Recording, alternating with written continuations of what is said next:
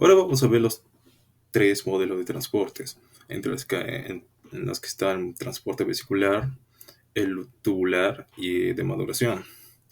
Empezando con el transporte vesicular, este se va a efectuar por medio de las vesículas que se desprenden de las membranas de ciertos orgánulos, tal y como podemos ver en la imagen aquí, como esta pequeña vesícula se va desprendiendo de poco en poco, para que después este viaje por medio del citoplasma y se termine uniendo con la membrana del compartimento de destino, o sea, del otro lado.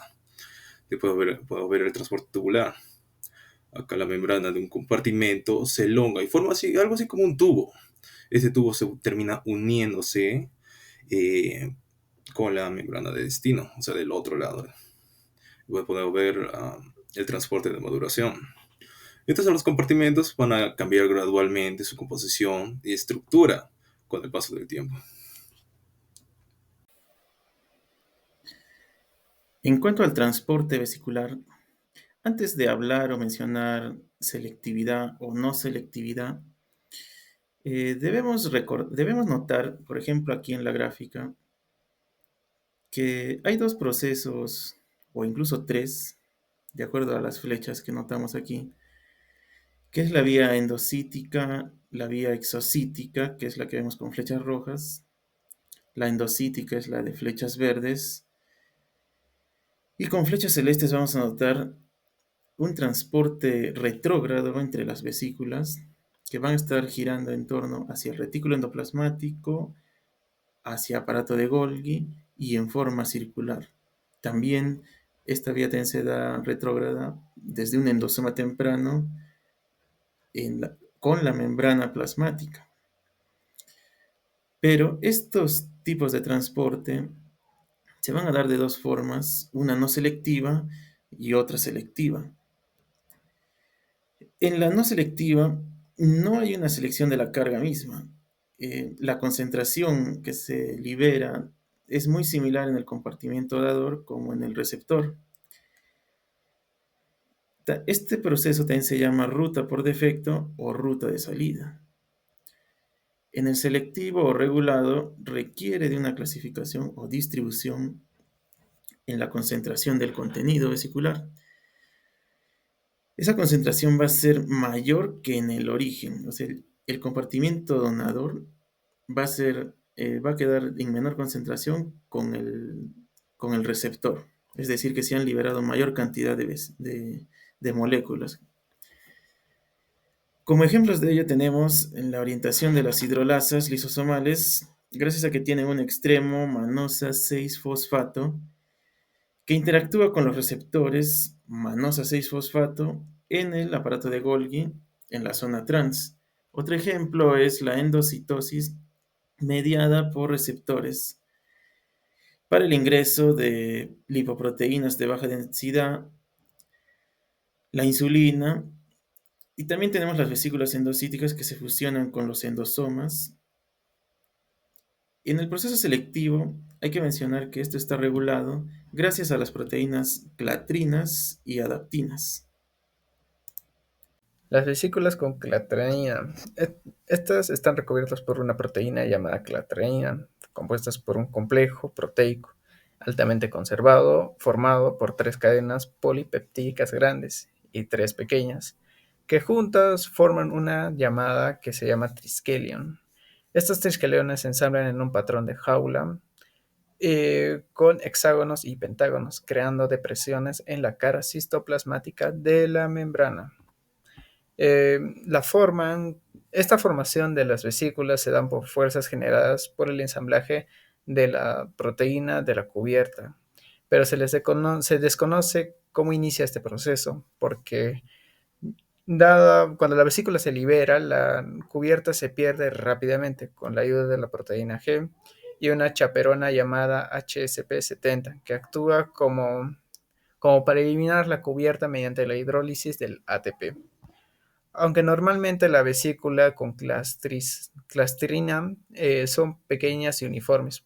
Por ejemplo, en pinocitosis también pueden participar en la formación de vesículas grandes, como las de secreción con agregados proteicos. En estos casos se forman parches con clatranina que facilitan la curvatura de la membrana, aunque el tamaño de la carga puede impedir el recubrimiento completo. Buenas tardes, profesor. Mi nombre es Cristian Sucasairianqui, soy el número 27. Continuando con la exposición, voy a continuar con el tema de estructura de la cubierta de clatrina. Bueno, la clatrina es una proteína muy clave para la formación de vesículas revestidas en sí, como vemos en la imagen. Son esenciales para el transporte intracelular. Y esto ayuda a que, al ser un ensamblaje y una cubierta estable, moldea la membrana durante la formación de las vesículas.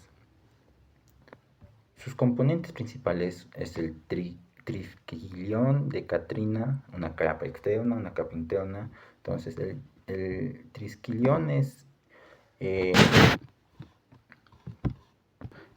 una unidad básica por 3 cadenas pesadas y 3 cadenas ligeras, que estos ensamblan sobre esta estructura, como está en la imagen.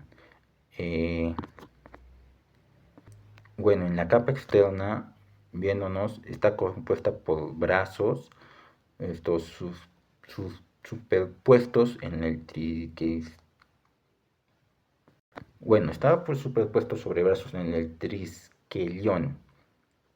Y en la capa interna incluyen a las adaptinas, que ya vamos a hablarlo más adelante, que conectan la clatrina con los receptores de la membrana que aseguran la selección de esta carga. Bueno, y continuando con el complejo adaptador, las adaptinas en sí. Las adaptinas son proteínas esenciales que actúan como puente entre la cubierta de la clatrina, que vimos anteriormente, y los receptores de la membrana. Estos permitiendo el transporte bien selectivo de las vesículas en sí. ¿Cómo es su mecanismo? Su mecanismo de acción de las adaptinas son discriminantes en sí. Discriminan entre receptores gracias a motivos estructurales en sus colas, ¿no?, citoplasmáticas. Su unión a la clatrina, como vimos en la anterior imagen, o como vemos acá, su unión a de las adaptinas con la clatrina se unen a los receptores con la que concentra la carga en la vesícula, facilitando el transporte de estas en sí. Y yéndonos a lo más específico, lo más importante de las adaptinas, ¿cuál es su importancia, no? ¿Cuál es su importancia? Si vemos, sin las adaptinas, la clarina no podría ser tan selectiva como dijimos anteriormente, no sería tan discriminante o seleccionar su carga ni dirigir vesículas a destinos correctos, afectando los procesos como la nutrición celular o la degradación de unas lisosomas, una degradación lisosomal. ¿Qué son las vesículas revestidas de cuatómero?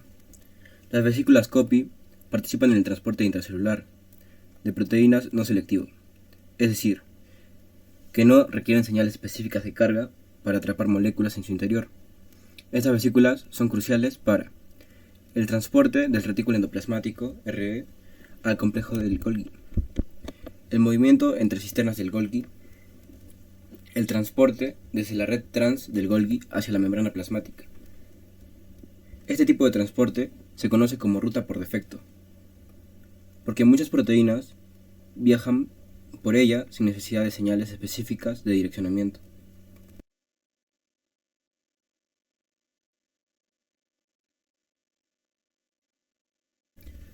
¿Cómo se forman estas vesículas?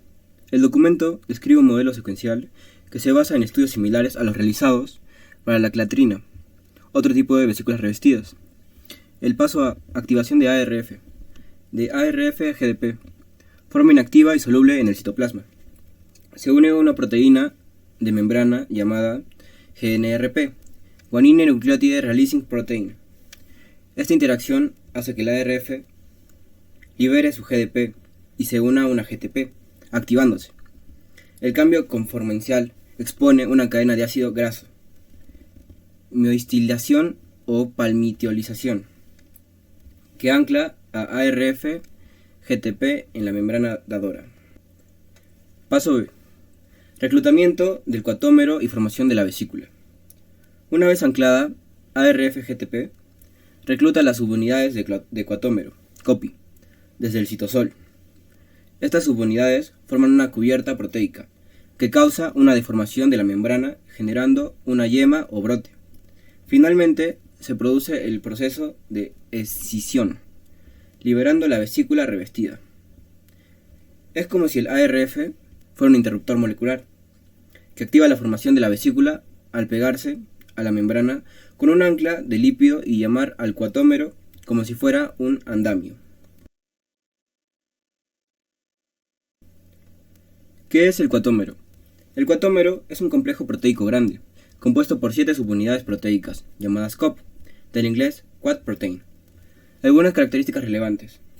Tiene homología con las adaptinas de las vesículas de la clatrina, lo que sugiere una evolución común. Sin embargo, su estructura general es distinta a las de las vesículas clatrina.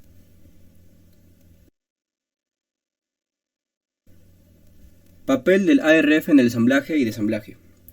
La proteína ARF, ADP Ribosylation Factor, es una GTPasa, es decir, una enzima que puede hidrolizar GTP a GDP. Su función es clave. Incluye que encender y apagar el ensamblaje del cuatómero en respuesta a su estado de unión GTP. También se cree que participa en el ensamblaje de vesículas de clatrina, lo que fuerza su papel universal en el tráfico vesicular. El ARF es como un switch molecular. Cuando está unido a GTP, activa el ensamblaje.